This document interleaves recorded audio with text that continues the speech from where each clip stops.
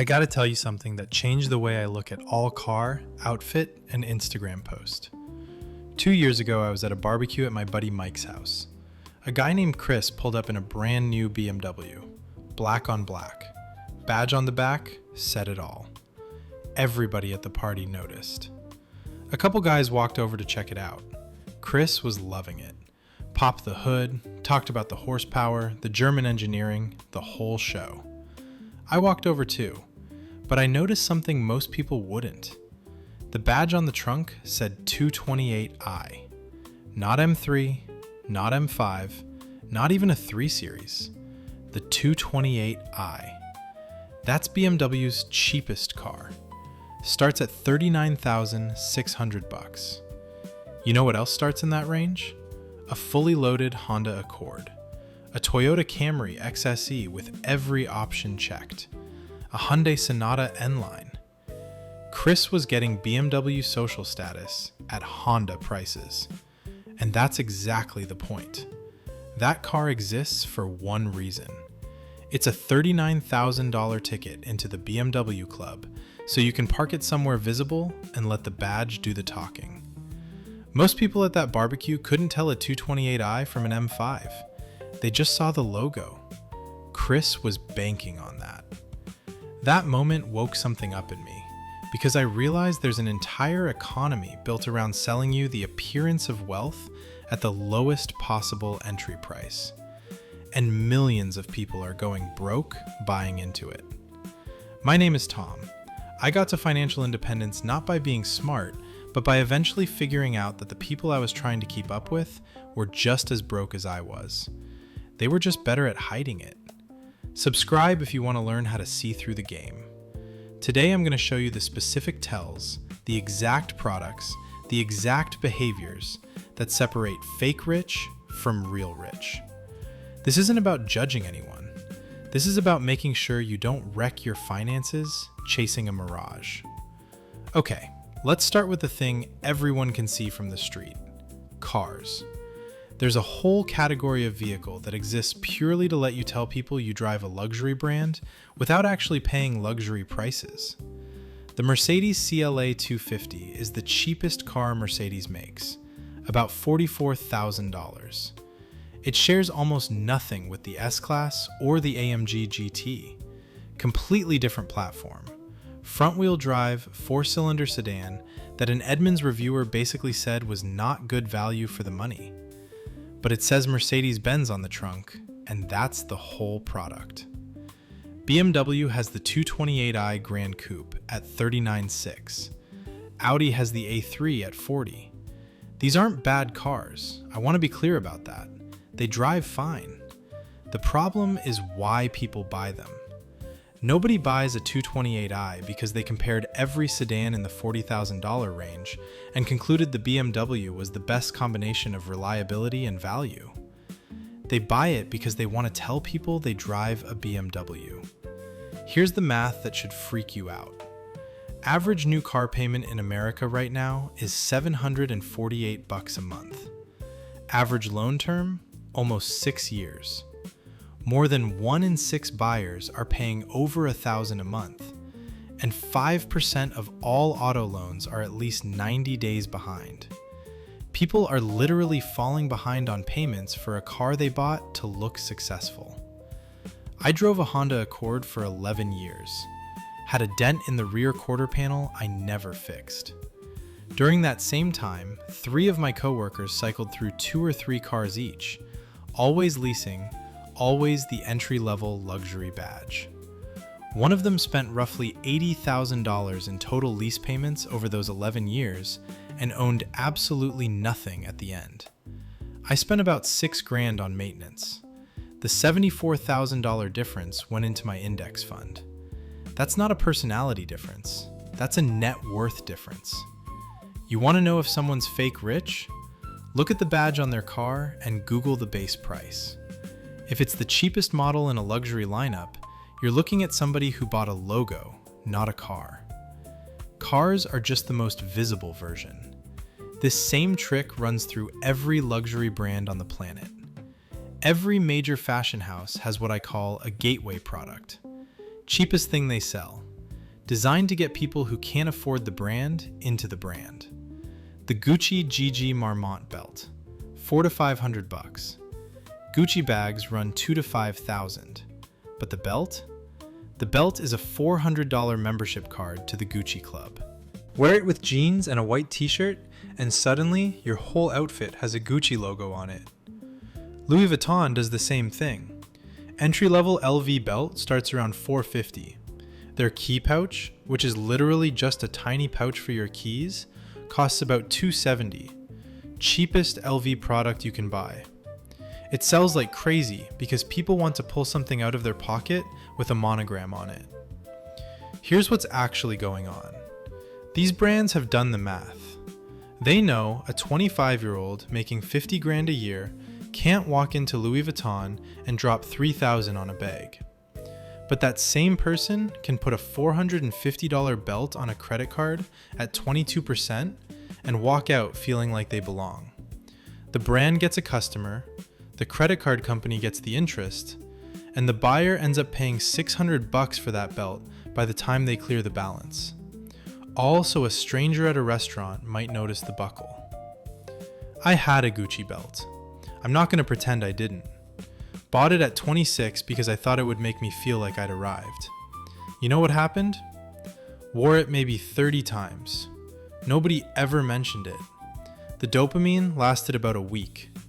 And that $400, if I'd put it in an S&P index fund instead, would be worth roughly $1,000 today. That belt cost me $1,000. It's in a drawer right now. The formula never changes. Take a brand that signals wealth. Create the cheapest possible product that still carries the logo. Market it to people who can't afford the rest of the catalog. That's not a fashion strategy. That's a psychological extraction system. The next one is the apartment. This one's really specific and I want you to pay attention, because once you see this pattern, you can never unsee it. Fake rich people almost always live in one of two situations. They're either in a nice apartment building, but in the tiniest unit available, or they're in a house they obviously can't afford, and you can tell because the furniture inside doesn't match. I've been to apartments in nice buildings where the person has a BMW key on the counter, designer shoes by the door, and an IKEA couch from 5 years ago with a blanket thrown over it to hide a stain. Kitchen's got no food in the fridge, but 3 bottles of expensive liquor on display. Bedroom's got a mattress on a frame with no headboard. This person is dropping $4 grand a month on rent for the lobby and the rooftop pool, but the actual unit looks like a college dorm with good lighting. Real wealth looks different inside people's homes. People who actually have money invest in their living space, not the address. Furniture's quality because it was bought to last, not to impress someone. Kitchen's stocked because they eat at home.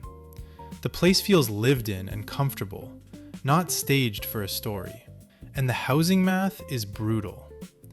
Say someone making 75 grand a year is spending $2,500 a month on rent to live in a trendy building downtown. That's 30 grand a year, 40% of gross income. The standard advice is keep it under 30%, and even that's aggressive if you're trying to build wealth. At 40%, after taxes, you've got almost nothing left to invest. But the building looks great from the outside, and that's the whole point. Here's one that's invisible to most people, but dead obvious once you know it. Watch how someone pays for things. Specifically, watch how many payment methods they use. I once watched a guy at a department store buy a pair of shoes using a buy now, pay later app. He was literally financing a $200 pair of sneakers into 4 monthly payments of $50. There is no scenario in which a financially healthy person needs to split a $200 purchase into installments. That is the behavior of someone whose cash flow is so tight that $200 at once would cause a problem. The average American household now carries about $6,700 in revolving credit card debt. The average interest rate on that debt is over 22%. If you only make minimum payments on that balance, you'll spend more than $9,000 in interest and take over 17 years to pay it off. You bought your lifestyle. Then you bought it again, in interest. But here's the really sneaky part. Buy now, pay later apps like Affirm, Afterpay, and Klarna have made debt invisible. It doesn't feel like debt because there's no credit card statement arriving in the mail. It's just an app on your phone with a small recurring charge. People who use these services are statistically more likely to overspend because the psychological pain of paying has been removed. You're not handing over $300. You're tapping a button that says $75 times 4. The brain processes these as completely different transactions, even though the math is identical. The next time someone shows you a haul of new stuff they just bought, ask yourself a question. Did they buy those things, or did they subscribe to those things? Because if everything in someone's life is being financed, from the car lease to the apartment rent to the Afterpay sneakers to the credit card wardrobe, they don't own a lifestyle. They're renting one. And the moment the income stops, the entire thing collapses overnight. This section is going to make some people uncomfortable, and I think that's the point. There are specific patterns on social media that almost always correlate with fake wealth. The first one is what I call the prop shot. This is when someone photographs their coffee cup next to a luxury item, the steering wheel of the leased car with the brand logo visible, the watch laid on top of a laptop, the designer bag sitting on a restaurant table. These aren't candid moments. They're advertisements for a lifestyle the person can't afford, shot and lit and angled to maximize the visibility of the logo. The second pattern is the consumption highlight reel. Every post is something they bought, somewhere they went, something they ate. There's never a post about what they're building, learning, or creating. Their entire identity is a list of transactions. I spent money here. I bought this. I went there. If you removed every post that involved spending money, their feed would be empty. There is actual research on this from the Journal of Consumer Research. People who feel financially insecure are more likely to purchase and display luxury goods. The less money someone actually has, the harder they work to convince you they have it. The display is a defense mechanism. It's a shield against the very insecurity that the spending is creating. The wealthiest people I've encountered in real life have almost no social media presence. And when they do post, it's about ideas, experiences with family, or something they built, never about what they bought. Because when you actually have money, buying things is boring. It's like bragging about breathing. It's not an event, it's just a function. I want to flip this and tell you what actual wealth usually looks like, because it's the opposite of what you've been sold. The research from the Millionaire Next Door found that the majority of American millionaires drive Toyotas, Hondas, and Fords. 80% of people driving luxury cars are not millionaires. The typical millionaire lives in a house worth less than 20% of their total net worth. They've lived in the same home for over 20 years. 80% of them are first-generation wealthy, meaning they built it themselves. Nobody handed it to them. They don't wear logos. They don't talk about money at dinner. They can tell you their net worth instantly because they track it the way an athlete tracks their mile time. They buy used vehicles and hold them for years. They max out their 401k and their IRA before they buy a single discretionary item. They invest 20% or more of their income every single month, without exception.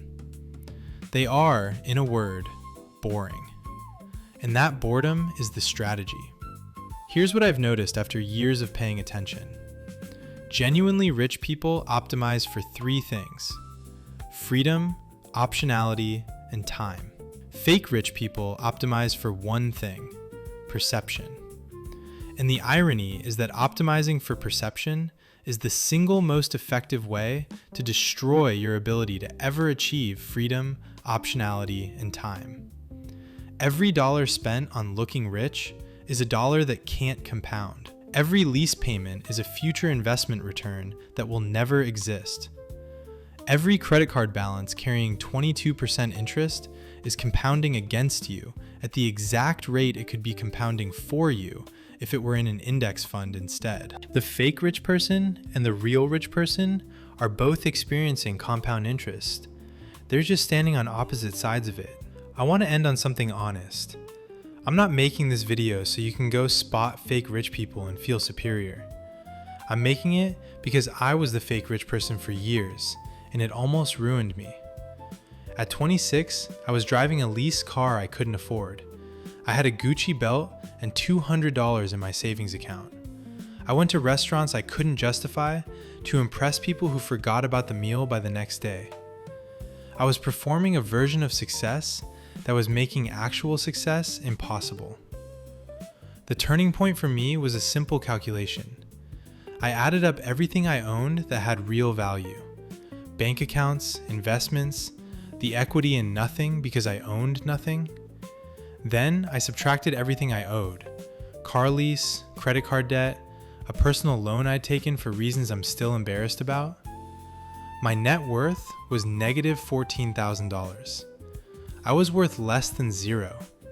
I was worth less than a newborn baby, who at least starts at zero. That number saved my life. Not in a dramatic way, in a quiet, boring, mathematical way. Because once I saw the number, I couldn't unsee it. Every purchase became a negotiation between the person I was pretending to be and the person I was actually trying to become. And slowly, one boring decision at a time, the real person started winning. I sold the lease. I bought a used Honda. I cut the credit cards. I set up an automatic transfer to an index fund every month on the day my paycheck hit. I stopped going to the restaurants and started cooking. I stopped buying the brands and started buying the assets. Nobody applauded. Nobody noticed. There was no montage. It was just a slow, invisible shift from spending money to keeping money. Within 3 years, my net worth went from negative $14,000 to positive $90,000. Within 7 years, it crossed a number that made work optional. The car I drove during those 7 years cost me $8,000. The clothes I wore came from Target. My phone was always 2 generations behind. And I was happier every single month because I was watching a number go up that actually meant something, instead of watching a closet fill up with things that didn't. If someone in your life is playing the fake rich game right now, don't judge them. Send them this video. Because nobody ever told me there was another option. I thought success looked like the people on Instagram. I thought being good with money meant earning enough to buy the things successful people buy. Nobody told me that the actually successful people weren't buying those things. Nobody told me that the game was rigged and that the logos were bait and that the feeling I was chasing had a half-life of about 9 days. Your net worth is the only number that tells the truth. Not your salary, not your car, not your zip code, not your wardrobe. Just the simple math of what you own minus what you owe. Go calculate yours right now. If the number scares you, good. That fear is the beginning of every real financial transformation I've ever seen. And if you want to know exactly what to do once you have that number, subscribe. I'll show you how I built mine from negative 14,000 to financial freedom, using strategies boring enough to actually work. I'm Tom. I'll see you in the next one.